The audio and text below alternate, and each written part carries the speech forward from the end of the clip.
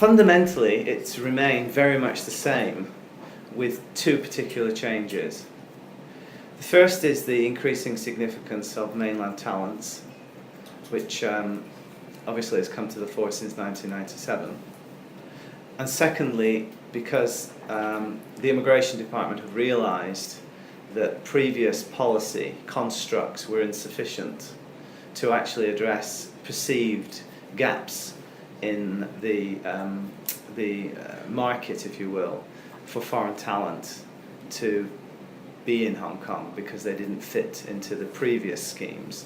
So they've developed the programs to anticipate other types of individuals who wouldn't qualify under old schemes can now actually have a route or a pathway into Hong Kong under some of these new schemes. So for example, 20 years ago the Capital Investment Entrance Scheme didn't exist.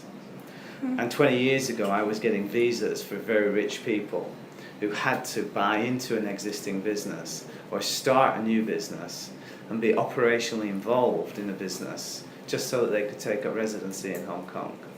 And that's not what they really wanted to do, but it was the only way in for them. But now they can put money directly into passive investment and secure residency accordingly. So that is one example of how things have changed in the last 10 years. Another example is the introduction of the Quality Migrant Admission Scheme. Previously, all the visas that were issued to people with a strict rationale for them being in Hong Kong. If they were going to join their family members, they got dependent visas. If they were going to take up employment, they got employment visas. If they were going to join in or establish a business, they got investment visas. But with the Quality Migrant Admission Scheme, for the first time, there was introduced a policy or a program that allows, as Tung Chee Hwa put it in 1997, after the program was introduced, I forget which year it was, 2003, 2004, around about that time.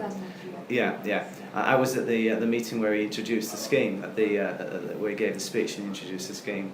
And he said he wanted to attract top-notch talent. That was the vernacular they used. And for the first time, this was an immigration program that didn't acquire a particular rationale for being in Hong Kong.